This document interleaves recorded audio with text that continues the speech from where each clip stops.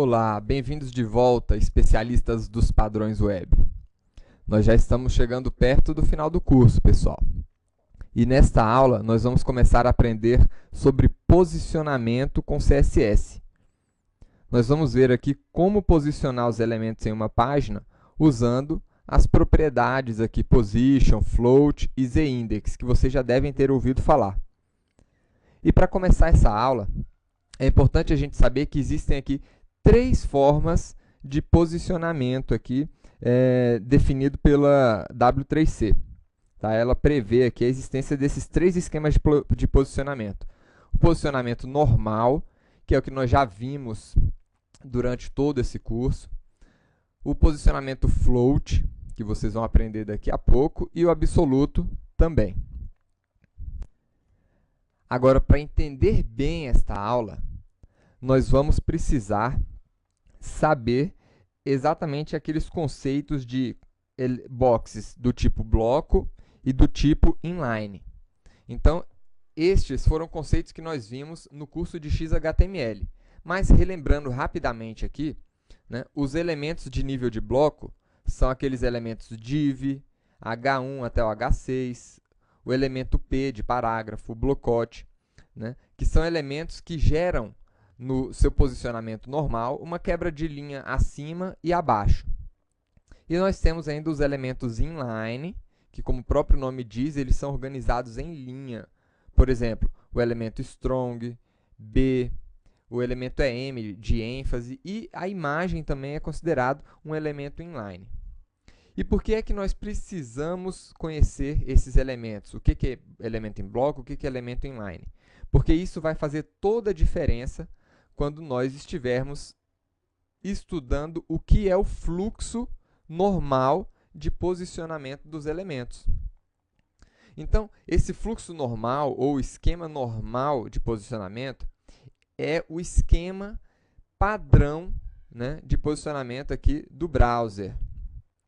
Então, quando nós não definimos nenhum tipo de posicionamento, existe uma organização natural aqui dos elementos na nossa página.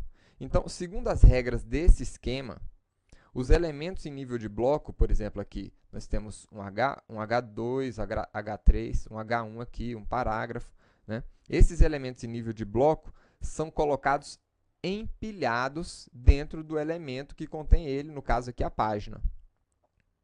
E eles são empilhados de cima para baixo, né, na ordem em que eles aparecem no documento XHTML. Então, se eu coloquei aqui H1, é o primeiro que está aparecendo aqui.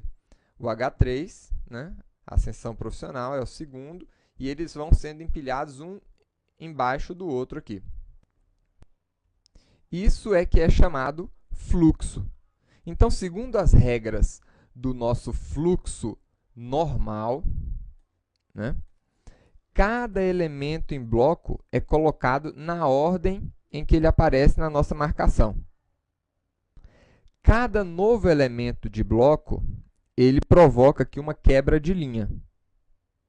E vocês podem observar, né, que os elementos em bloco eles acabam ocupando todo o espaço aqui, toda a largura do documento. Então, vamos dar uma olhada aqui. Se nós alterarmos, por exemplo, aqui,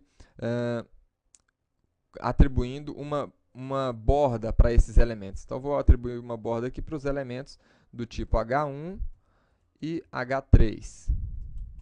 Vamos colocar uma borda aqui para a gente ver o espaço que esses elementos estão ocupando. Então, está aí. Está ocupando toda a largura do documento e, no final, ele provoca aqui uma quebra de linha.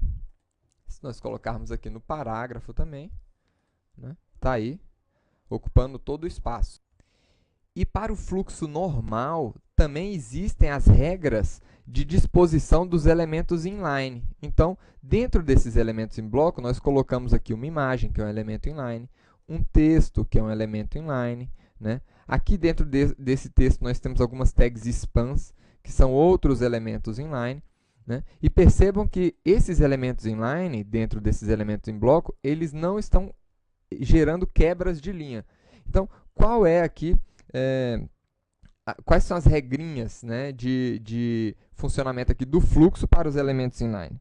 né? Essa formatação ela vai se dar em linha na horizontal e dentro do box, ou seja, se ela está dentro aqui desse elemento, ela vai tentar se ajustar dentro do espaço desse elemento pai dela. Tá? Então, vamos dar uma olhada aqui, por exemplo, nos elementos span que nós temos. Também vou colocar uma borda aqui. Poderíamos... Vou aproveitar aqui. E vamos dar uma olhada. Então, nós temos vários elementos span aqui dentro desse elemento em bloco. E como é que ele funciona? Nesse caso aqui, vejam o seguinte, na medida que eu vou abrindo esse documento, os elementos inline, eles vão ocupando e se organizando aqui dentro do espaço. Na medida que nós vamos diminuindo o espaço, eles vão gerando quebras de linha, né? Apenas para, na verdade, não são quebras de linha, eles vão se ajustando aqui ao espaço disponível para eles aqui dentro do elemento em bloco. Então, percebam aqui que essa linha, né, de conteúdo inline, ela foi se organizando aqui, né, se distribuindo desde o início do documento, ali no canto superior esquerdo, até o canto inferior direito. Então, essa é a forma de organização. Percebam aqui que as caixinhas, ou seja, esses boxes inline, eles estão mudando a sua posição, eles estão correndo ali dentro da linha do conteúdo. Então, essas são as regras de disposição aqui de um elemento em bloco e de um elemento inline, né, dentro do fluxo normal aqui do XHTML. Então, percebam aqui que, por exemplo, até mesmo o texto que estava dentro do H1, ele quebrou. Né? Então, está aí. É isso que nós chamamos de fluxo normal. Tá? E nós temos outros dois tipos de fluxo. Nós temos o fluxo, o esquema de posicionamento float e o esquema de posicionamento absoluto. Entender aqui o fluxo de disposição desses elementos vai ser fundamental na hora que nós estivermos criando os layouts usando CSS. Tá? E um último ponto. Eu disse no início que existem algumas propriedades que são utilizadas para o esquema de posicionamento. Né? Uma das propriedades é a propriedade position. Então, eu vou fazer um exemplo simples aqui. Né? Eu vou pegar um desses H3, eu vou colocar aqui um ID, cheat, pronto, está ótimo. E nós vamos fazer o seguinte aqui. Eu vou mostrar para vocês uma dessas propriedades, que é exatamente a propriedade position.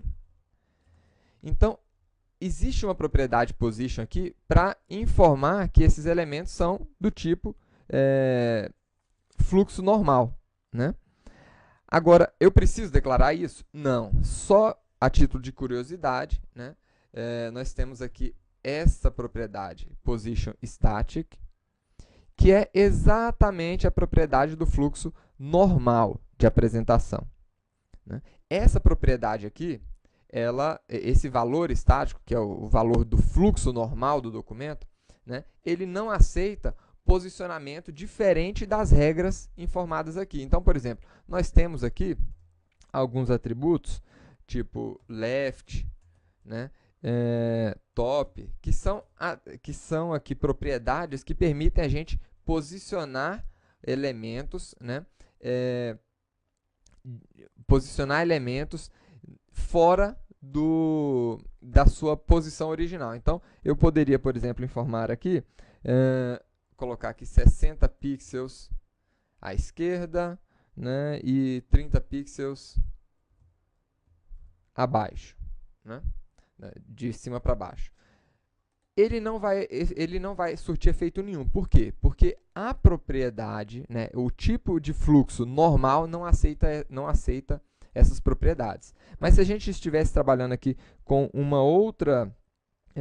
com outro valor, por exemplo, o valor relativo, ele já aceitaria. Então, ele modificou aqui a disposição desse elemento. Tá? Por que eu estou falando isso? Né? Nós não vamos utilizar aqui o relative para esses elementos inline, aliás, para esses elementos em bloco. Mas, eventualmente, a gente pode querer utilizar esse valor para os elementos inline. Por quê? O inline, ele aceita esse tipo de coisa. Então, está aqui, nós aplicando o valor relativo do posicionamento para os elementos span, que são elementos inline, ele modificou aqui a localização original daqueles elementos. Ficou um pouco longe demais, vamos colocar um pouquinho menor aqui para a gente poder ver eles um pouquinho mais próximos. Então, está aqui. Nós modificamos esse posicionamento. Então, pessoal, isso é que é considerado fluxo, a forma como são dispostos os elementos em bloco ou inline dentro da sua página. Tá? E existem as regras específicas de disposição para os elementos em bloco, como nós já vimos, e para os elementos inline, que se dá em linha. Somente os elementos inline, quando nós estamos adotando o posicionamento, o fluxo padrão, né? Somente os elementos inline aqui é que a gente vai estar posicionando aqui com o left e o top, tá, pessoal? Nós vamos ver nos outros tipos de posicionamento, que é o posicionamento float e absoluto, outras formas de posicionar os nossos elementos. Até a próxima aula.